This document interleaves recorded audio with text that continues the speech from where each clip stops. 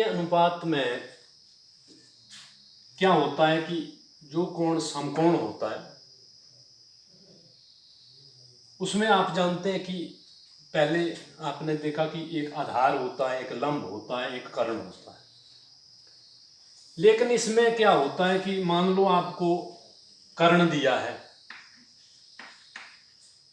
और आपको कोई कोण दिया है, मान लो सी कोण दिया है, सी कोण दिया है, कर्ण दिया है आपको,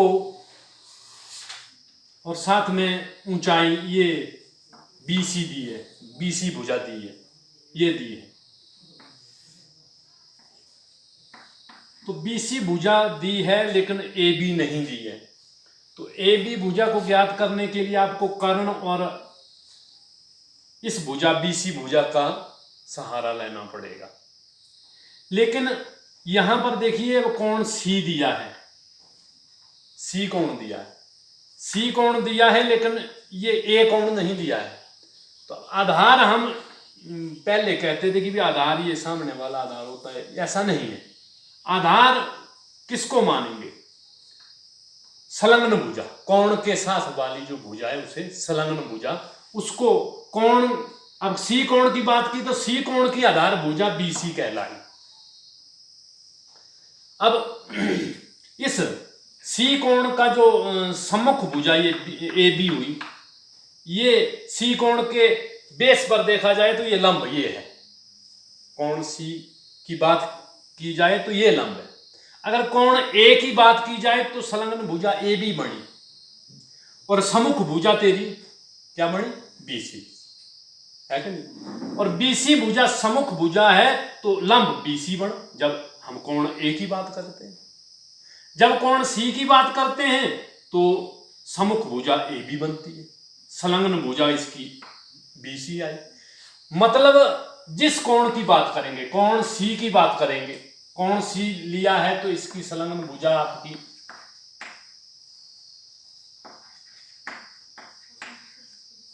संलग्न भुजा आ गई आपकी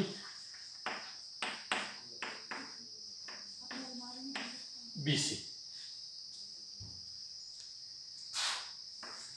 कोण A की बात करते हैं तो संलग्न भुजा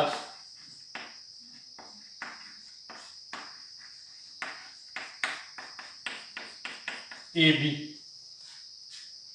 कर्ण तो कर्ण ही रहता है, कर्ण तो चेंज नहीं होगा, लेकिन आधार और लंब ये कोणों के बेस पर बदल जाते हैं। संलग्न भुजा आधार कहलाती है। किसी कोण के साथ वाली भुजा, उस कोण का नाम लेंगे तो उसके साथ वाली भुजा जो होती है वो कर्ण और आधार के साथ हमेशा कोण होता है। कोण कहां होता है? कोण होता है आधार और कर्ण के बीच। तो संलग्न भुजा के साथ कोण होता है तो आधार वह कहलाता है। अब सन्मुख भुजा जो है वो लंब कहलाती है। लंब, अब देखिए यहां लंब की बात हम नहीं करेंगे क्योंकि अब यहां पर परिभाषा लंब और आधार की बदल जाती है। लंब और आधार की परिभाषा बदल जाती है, इसलिए हम क्या करेंगे, जैसे हम बात करेंगे अब आपके जो साइन A की बात करते हैं, मानो साइन A, तो साइन A होता क्या है? ये होता है सम्मुख भुजा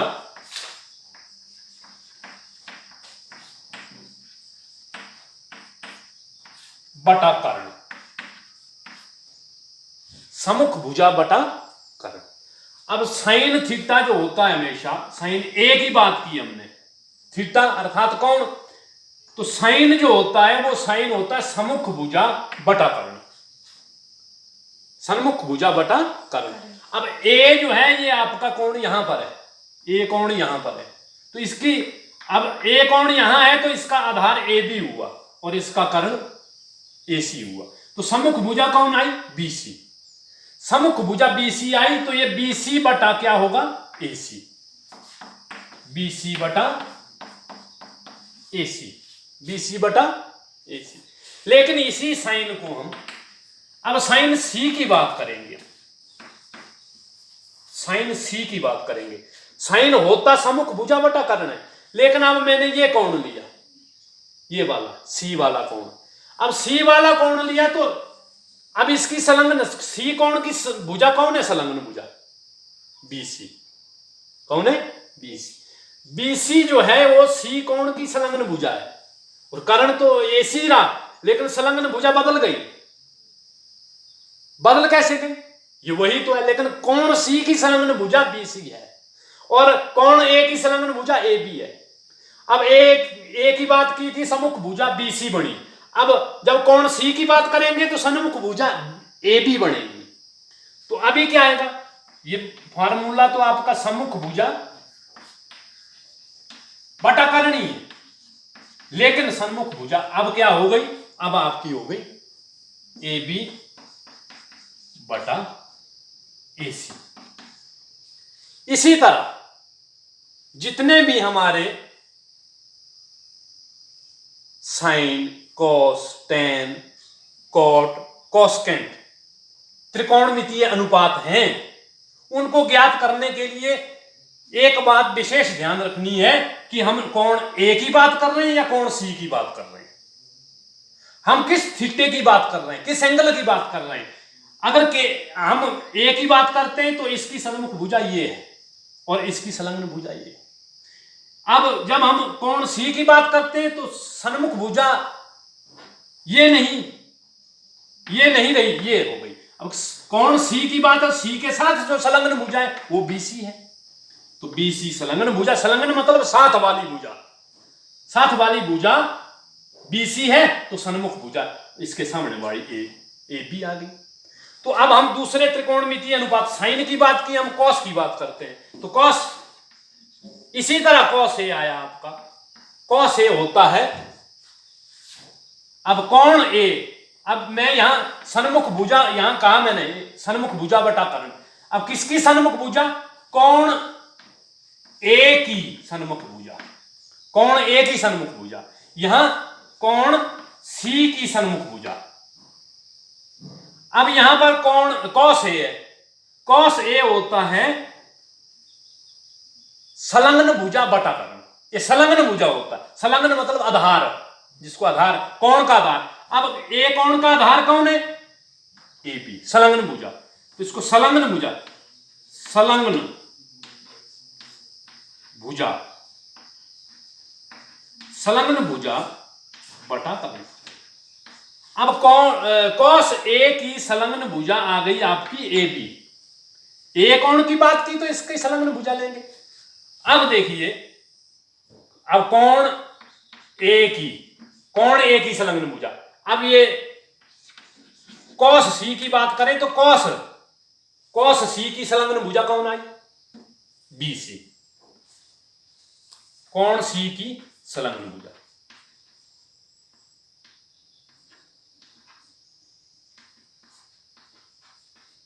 कॉस सी की संलग्न भुजा बटा कॉस सी की संलग्न भुजा बटा कर्ण। अब कॉस सी की संलग्न भुजा आ गई आपकी कौन सी? कौन सी की संलग्न भुजा आ गई आपकी ए बी बटा नहीं सॉरी संलग्न भुजा बी सी है, बी सी बटा ए सी। यहां पर कोण ए की संलग्न भुजा है ए बी, क्या है? ए बी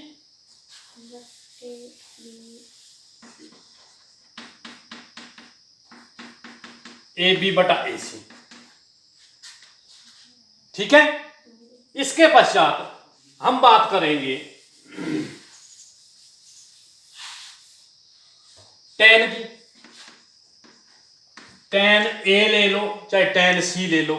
टेन ए की बात करते हैं तो ए कोण यहां है। अब टेन क्या होता है? ये होता है सम्मुख भुजा बटा संलग्न भुजा। इसमें कर्ण नहीं आता, ऊपर होती है सम्मुख भुजा।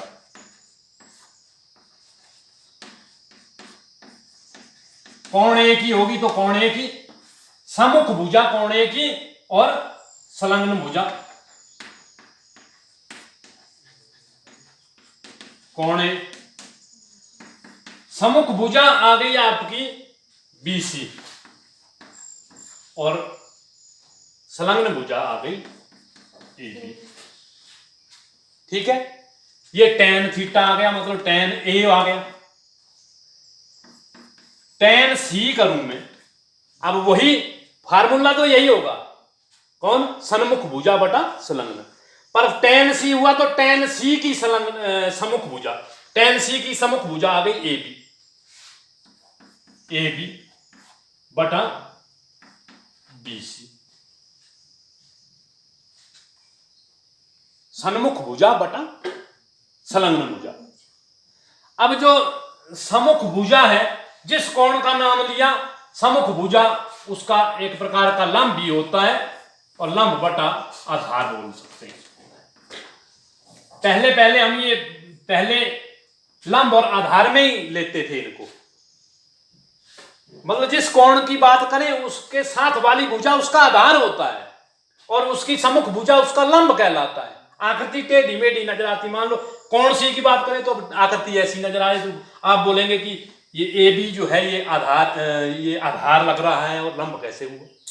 तो इस आकृति को हम ऐसे मोड़ सकते हैं, मोड़ करके देखें तो कोण सी फिर नीचे आ जाएगा, लेकिन जहां कोण है वहां का आधार है और जहां कोण नहीं है वहां उस भुजा को सम्मुख भुजा, लंब भुजा कहते हैं, हम लंब कहते हैं।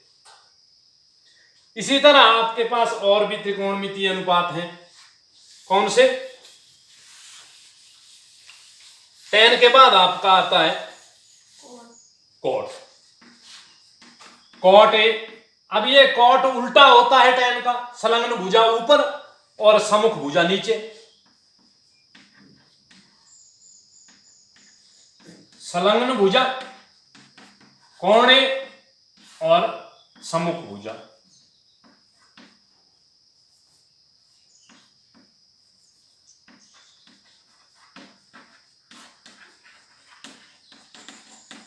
कोण ए, अब ये आ गया ए बी बटा बी सी। संलग्न भुजा कोण ए की ए बी, ये सम्मुख भुजा आ गई बी सी। जहां कोण है उसको संलग्न भुजा बोलते हैं, जहां कोण नहीं है, जिस कोण की बात हम नहीं कर रहे तो वो उसके जो उस कोण के सामने वाली भुजा उसकी सम्मुख भुजा। सम्मुख मतलब सामने वाली भुजा। ठीक है, तो ये कॉट है। इसी तरह आपका कॉट सी भी ले लो, कॉट सी। तो कॉट सी आ गया तो ये संलग्न भुजा बदल गई, ये आ गई ए बी और ये सम्मुख भुजा आ गई आपकी संलग्न भुजा बी सी है, सॉरी बी सी बटा ए बी, कॉट सी में। इसी तरह कॉट के बाद आपका आता है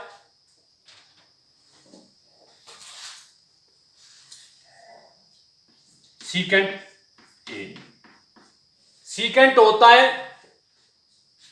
कॉस का उल्टा, कॉस होता है संलग्न भुजा बटा कर्ण, ये होता है कर्ण बटा संलग्न भुजा, कर्ण बटा संलग्न भुजा। और कर्ण आ गया आपका ए सी और संलग्न भुजा आ गई आपकी ए बी, ए की ए बी आ गई। इसी तरह आपका कॉसकेंट होता है, कॉसकेंट ए की बात करें, सी की बात करेंगे तो वही कर्ण बटा ये संलग्न भुजा आपकी ए बी सी आई।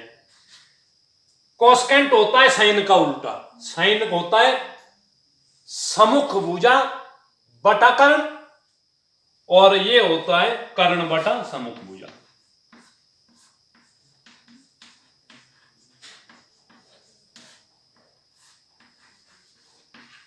कर्ण बटा सम्मुख भुजा और कर्ण बटा सम्मुख भुजा, कर्ण ये आ गया आपका ए सी।